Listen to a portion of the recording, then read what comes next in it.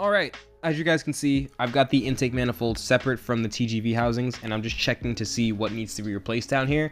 That TGV to intake manifold gasket is super trashed, so we're gonna replace both of those.